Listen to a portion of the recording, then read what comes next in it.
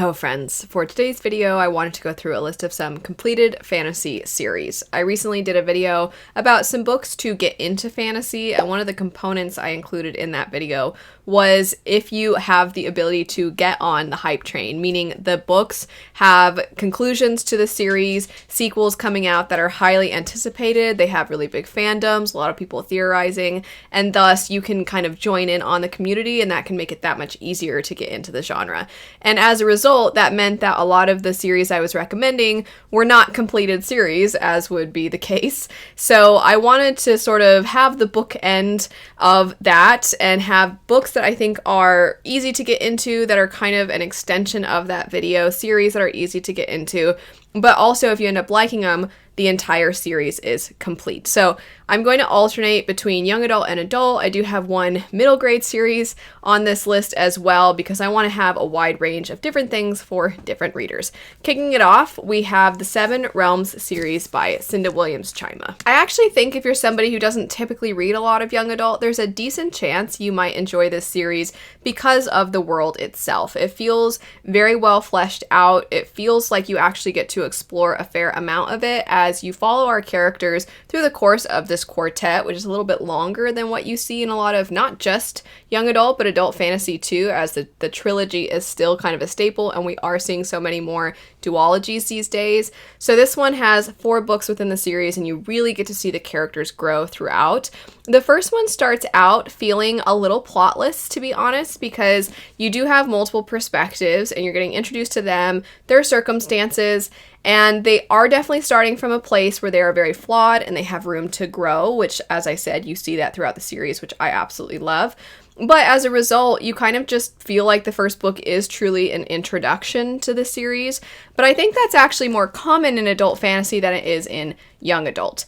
That said, I still think the characters, because they're younger, they are going to be fitting for if you are typically gravitating toward that age range. You're going to find some familiarity with the character types, and then what Cinda Williams-Chima does with them, I think, is a little bit different than what we usually see. I personally don't find too many other stories that take your characters and really explore them, explore everything that they really truly care about. We take those things away from them, we have their motivations laid out in front of us, and we also are rooting for them. There is also a romantic subplot that doesn't take over the story, but I think if you like fantasy romance, then the angst in this story is going to kind of scratch that itch, and we navigate the ways in which the characters discover their romantic interests in a very organic way. You actually see them have multiple relationships, have people they care about that maybe that's not the person they're going to end up with in the long run.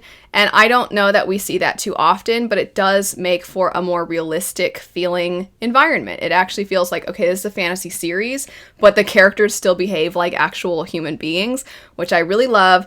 The world is so interesting with the magic. There are aspects to it that have to do with artifacts. You also see that there are some cultural differences between different factions, I'll call them, and the difference between royalty and the everyday average person, and even going all the way into people who are essentially experiencing poverty. You really explore that full range.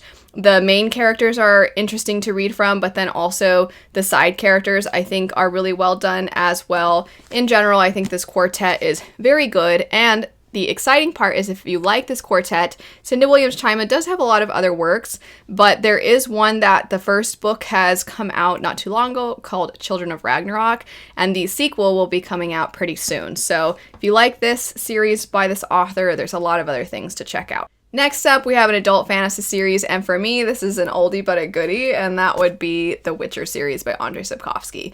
This series has blown up since I first started my channel. When I first started my channel, I felt like I was the only person talking about The Witcher series, as a lot of people that were introduced to this were introduced to it, as was I, through the video game series, and then people had this impression that these books were sort of piggybacking off of the video game, not realizing that the books actually came first and the video games were a what-if scenario, and they're not necessarily canon, but they did such a great job exploring what might have happened next that it resulted in people, that's why so many thought, oh, the books were what actually came after, when that wasn't the case. That said, I played the video games and then wanted to know everything there was to know about these characters, and thus picked up the series, fell in love with it. And it is one of the things that I really felt compelled to make my channel because of the fact that I felt like I really wanted to talk about the series to more people. I wanted more people to check it out. It is not the easiest to get into, I will say that. However, because it has blown up so much over the years, we have the video game series. There's going to be eventually a 4th Witcher video game, which makes me very excited. And then we have the Netflix adaptation, which I don't really like so much, but I know also that a lot of people now know about Witcher because of that. Because of all of these things, this series has gotten more popular, and I think it makes it a little bit easier to get into. The reason it can be challenging is because it starts out with 2 collections of short stories, then it gets into the series, and the way Sapkowski writes is he doesn't always actually spend time with your main characters or even side characters. Sometimes he just throws you into the middle of a conversation with what feels like completely random people, and then the things that are discussed within this conversation over here affect the characters, so by the time we get back to them, you're like, oh, the consequences of that discussion, now I'm seeing them over here. And it makes it so that you're often wondering, who are these people? What are they talking about? Why does this matter? However, because of all the ways in which people have this familiarity with Witcher, I think they'll know names easier, they'll know characters better than they would have otherwise. It makes it easier to keep track of things. And then also, you already sort of have a built-in love for Geralt and Yennefer and Ciri, and thus it likely will increase your chances of enjoying this series. I still think the collections of short stories are really powerful. I think a lot of them are really moving and actually pretty ahead of their time. I do think because the series is actually a little bit older that you are going to run into some things that are true of older fantasy, some things that feel a little dated, but I still think that it really sort of moved the needle in the fantasy genre, and it took a lot of things we had seen before and did something new with them. I think the character of Ciri, and both Ciri and Yennefer actually, I think are very different from what we used to see in older fantasy works, which is why I think so many of us love those characters. But anyway, while I said I would go back and forth between young adult and adult, I'm actually going to mention another adult series as talking about how Witcher is slightly older. I think it's just a perfect transition into this next one, and that would be Mercedes Lackey's Valdemar series, specifically starting with the Arrows trilogy. So I desperately need to keep going. Ever since I read this trilogy, I have been wanting to continue on with Valdemar, as this series is a completed trilogy, but it exists within this very epic world, and there are so many works within this. There's standalones, there's other series, and she's still writing within this, and this has come out for decades at this point. So there's so much, if you end up liking this, to explore. This particular trilogy, the second and third installments were good, but the first one is what I fell in love with. And you follow this young girl named Talia who is living in this very, very small community that is also very abusive. She doesn't really know any different, though. This is the only life she's ever had. These are the only people and things she's ever been exposed to. And it's not until she's essentially whisked away by a magical horse and goes to this school setting that she starts to discover how she actually should be treated. We're reworking her way of processing interactions, how she views herself. We're really dissecting her trauma, and we're learning about this character who is trying to trust for the first time ever really in her life, as she has only ever really had people who have harmed her as people close to her. And seeing that in a young girl is heartbreaking, but the relationships that build in that first entry are so sweet and so beautiful, and it actually is really heartwarming. The second and third books, we follow Talia as she gets older, and there's actually some pretty dark content, so even though the first one is on the cozier side, the rest of the trilogy gets to some pretty heavy moments. We really see the sacrifices that her and the other individuals that she is alongside have to make for their queen.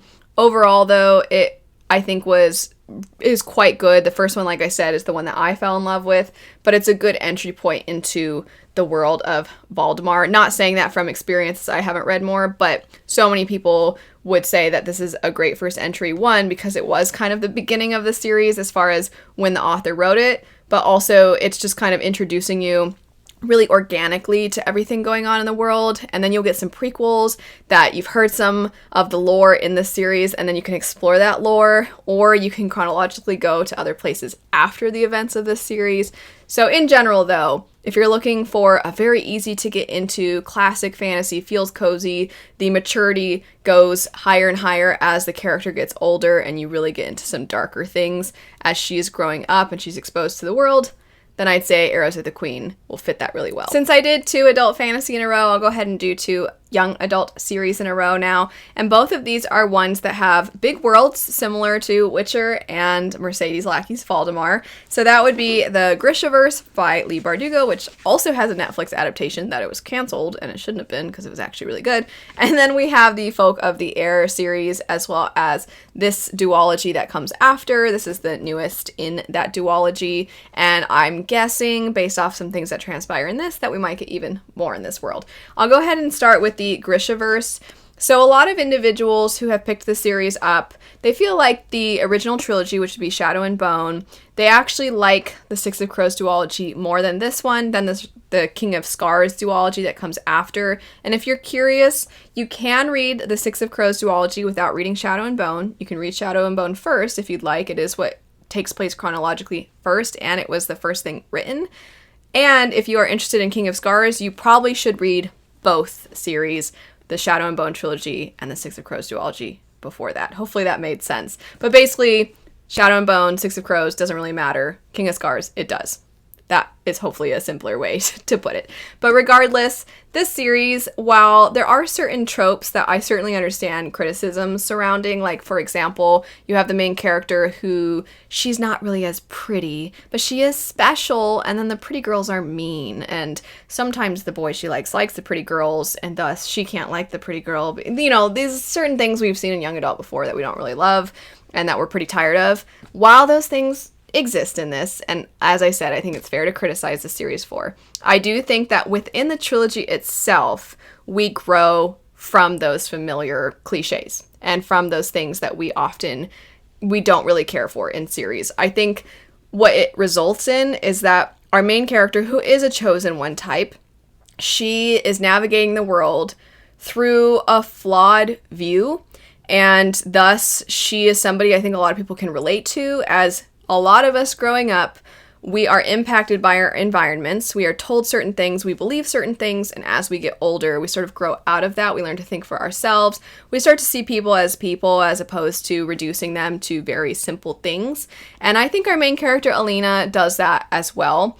And I also think that the way that she has to grapple with who is her ally and who is actually having her best interests in mind, who maybe favors her, but not all of society. She has to wrestle with all of these things. The lore is really interesting to re-explore upon reread, which I really enjoy, and you do see hints of the lore throughout the rest of her books as well within the Grishaverse.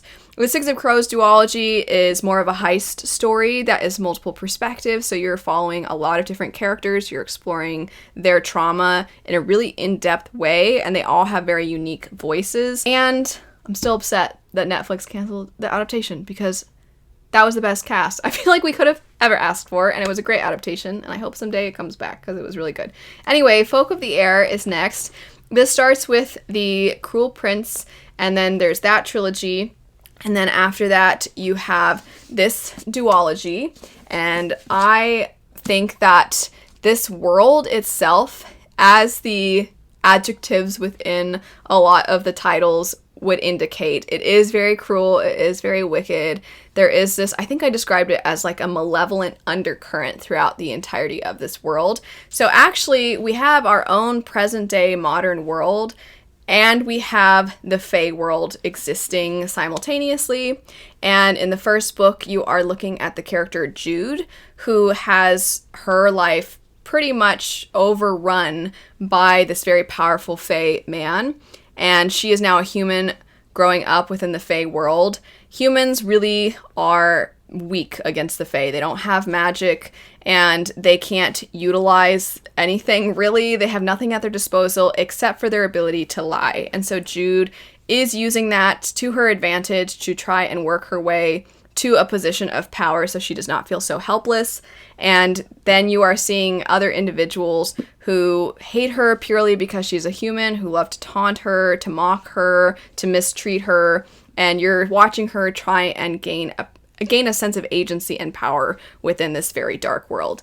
And then when we get to this duology, you are looking at some characters that were mentioned in that first trilogy that you see here and there. They're now older and you're following them.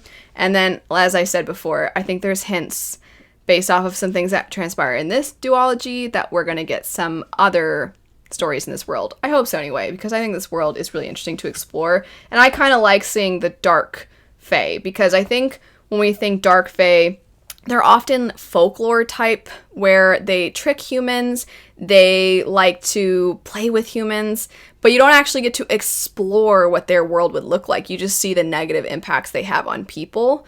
So I think that by looking at that, it creates a fae story that is a little different than what you get in, for example, like an ACOTAR type of series. Moving on now, let's talk about dragons, shall we? Fireborne by Rosario Munda. I love this trilogy. I loved this book when I read it. I hyped it up. I sang its praises so much. And then I read its sequel and I was like, I loved the sequel even more. And then I read the third book and I was like, this trilogy is so good.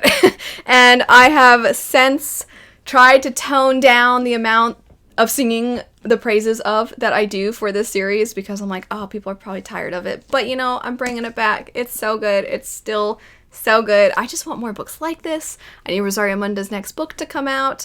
I love this series so much. So if you don't know, you are looking at a world post-revolution, and you have two main perspectives, Annie and Lee. Annie was a part of the impoverished peoples from before the revolution. She was mistreated. Her family was incredibly mistreated by the ruling class from before the revolution. And now with a new form of government, she has an opportunity to actually ascend in her life's rankings, you could say, how well she does for herself. And then you have Lee, who was part of the royal family, and then he managed to escape during the revolution, and he has kept his identity hidden. Him and Annie grew up together, and she is pretty sure, based off of some things that she has picked up on and noticed about him, she has some hints as to who he actually is. She keeps this to herself. They are very close to each other, but they have a very complicated relationship as a result of who his family is, who her family was. And you are seeing them trying to navigate this new form of government, and they do so as new dragon riders. Dragons previously used as weapons of oppression. Now we're trying to see the dragons used as a means of security, essentially, from anybody who threatens their country. And threaten their country people do. So it ends up having some fantastic moral ambiguity and questions arise. It gets to be very political. You are examining this new form of government and the people running it and the people who led the revolution, and asking the questions, the tough questions about how circumstances were before versus how they are now. Are things actually better or are they not? And because of who the two characters are, you really wrestle with how, well, this new form of government helps Annie, but you also see the dark side of things through Lee's perspective. They see things through each other's eyes, and sometimes they butt heads, and sometimes they are allies, and it's great. I love the series so much. Highly, highly, highly recommend. It's so good. I am failing pretty miserably at alternating between young adult and adult. We'll go back to an adult series. Next up, we have the First Law trilogy by Joe Abercrombie. If you do enjoy this series, there are standalones you can read. There's a continuation series you can read. And this author, while not currently working on something, at least that we know of, that takes place within this world, he is working on another series. So if you end up liking First Law, you have a lot to check out from Joe Abercrombie. But regardless, the First Law trilogy is, I think, something pretty much everybody says, feels plotless.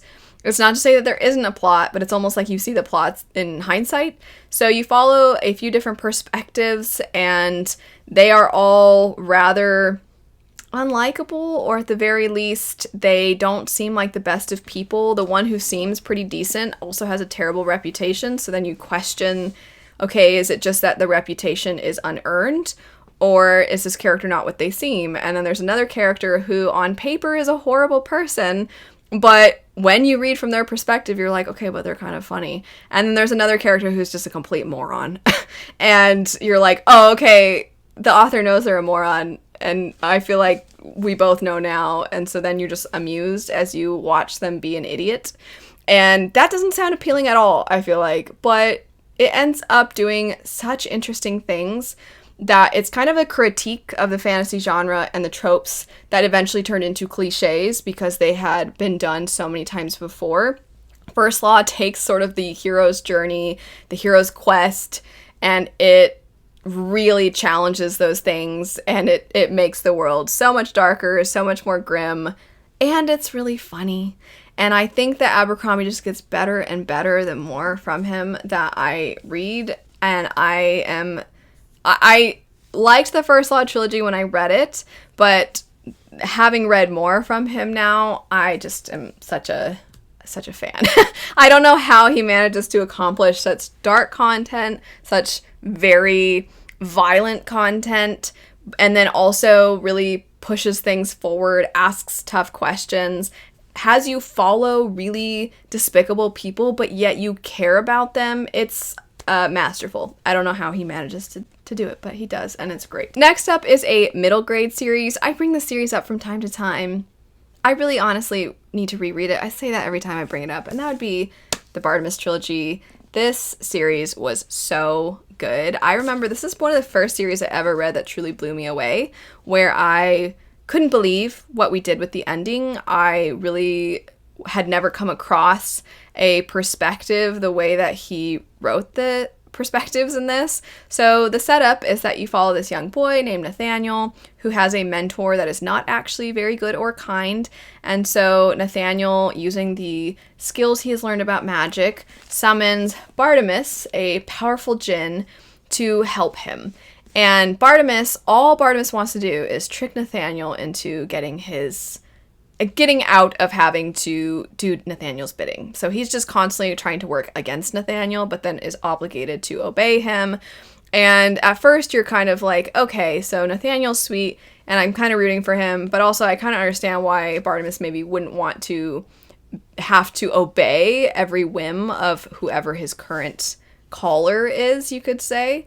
And when you're from Bartimaeus' perspective, it's actually having footnotes included because Bartimaeus is capable of having multiple thoughts at the same time, and since us dumb humans can't, he has to have footnotes so that you can see where his thoughts go in the different directions, which I thought was a really interesting way to utilize footnotes and to capture this idea that Bartimaeus is this mystical being. So I liked the incorporation of that in the writing itself and the perspective, and then Nathaniel's perspective is just kind of normal. And it starts kind of young, certainly, because it's middle grade. And then in the second and third books, you're seeing Nathaniel get older and becoming kind of cocky and suave. And you're like, ugh, what happened to that sweet little boy?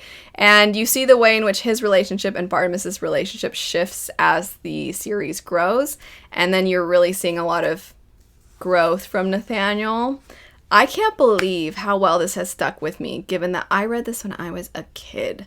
And I am not a kid anymore, and I still get emotional when I think about this series. It's very good, and it's very funny, and it's very silly, and I think it is a great middle grade series for people, one, that read middle grade just in general, if they're young readers, or if you just like middle grade, but also if you're not typically somebody who reads middle grade. I think there's a chance you might enjoy this one. Now going back to adult fantasy, we have The Bone Shard Daughter. Such a good genre bender, and I think the first entry is not the easiest initially. The first 100 pages, you're going to be a little bit unsure as to what is even happening, how the magic works, who's who and what's what. Also, you have both third-person perspective and first-person perspective used in this. And on top of all of that, you have a character who lost their memory, so they don't really know what's going on. And you're like, okay, well, I don't know what's going on either, so I need some help. And then everything clicks into place, and you're like, oh, okay, so this is really interesting. And then once your feet are a little bit more on the ground, then I feel like Andrea Stewart pulls the rug out from under you and flips everything on its head, and there's so many twists and turns, and it's such a great reading experience. It's sort of a mix of fantasy and mystery and sci-fi, and it's great. The first book is all of those things. I would say books 2 and 3 are definitely more fantasy leaning, but in general, For a debut series, I thought this was really, really great. I absolutely loved it. I thought the world was really interesting. I liked the characters, and I think if you are somebody who likes genre benders, if you're looking for a more unique read, The Bone Shard Daughter is probably a good one to pick up. Next up, we have Divine Rivals. This is a fantasy duology that is very, very whimsical, definitely gives me Studio Ghibli vibes in a lot of ways, and you are looking at two rival journalists who are both competing for the position of columnist. However, there is a war occurring, and our main character decides that she is going to go to the front lines to try and tell the truth about what is happening, and that then launches you into a really devastating story, and you are seeing our main characters sort of find beauty and love in the little things amidst a lot of the atrocities and horrors that are occurring in the world. It's a very tragic story. It's a very hopeful story. And you also see the personal tragedies that are occurring in our main characters' lives. It is really moving, very powerful, and I think that Studio Ghibli needs to adapt this. I think it would be so good. It doesn't really sound like there's that much fantasy to it, but the war is in part due to, or mostly due to, the fact that you have gods that are kind of pulling forces to their call and then forcing forces against another god's armies. So in that sense, there's certainly fantasy. And then there's magic, and the magic is very, very soft. For example, there are these typewriters that if you write from one typewriter, then the letter will go to somebody who has another typewriter. That sort of magic where you're just like, okay, I don't really know how that works, but if you say so. And it's such a good story and such a good read, and it's so emotional and beautiful, and I really, really enjoyed this duology. While there are certainly so many other completed fantasy series I could talk about, I'm only going to mention one more today, and that would be Daughter of the Moon Goddess. This is one that I think, while it is technically sold in and categorized as adult fantasy, I think it actually would be better suited in young adult. That said, if you are somebody who likes to read books that are kind of right on the line, or you like those transition type of stories, then that means this one will probably be right up your alley. The setup is that we follow this young girl who lives with her mother, who is the moon goddess, who has been pretty much forced into isolation, and our main character really wants to try and help her mother gain freedom and agency. And her existence is not known, and so she has to suddenly find herself living on her own, away from her mother, among these celestial beings, and she is working her way up to getting to find out the truth about her family, about her mother's imprisonment, we'll call it, and also along the way, she is falling in love, and you're navigating that alongside her. The world itself is very lush. The descriptions are very pretty, and I feel like you genuinely feel like you're watching beings that are not human. Everything just feels so vibrant and beautiful, and I really enjoyed that aspect probably the most out of the story. I wouldn't necessarily say I loved the romantic subplot. I think that it has sort of a journey feel to it across the duology, and while I liked the plot moving forward, I still was more excited about, like, okay, now what's the next pretty place we're going to go to? And I do think the familial relationship and the discovery about her family, what she is motivated by, her trying to help her mother, all those things actually did really pull me into the story.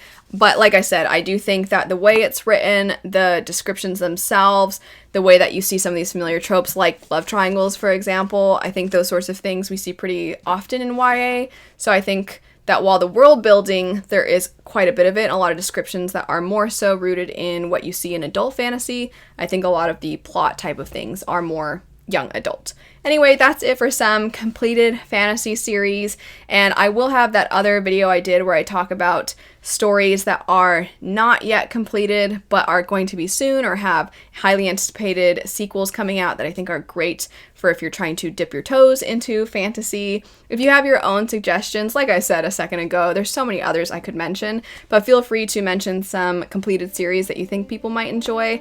I'll have all of these in the description bar down below. Thanks so much for watching. I hope you have a great rest of your day, and I'll see you later. Bye.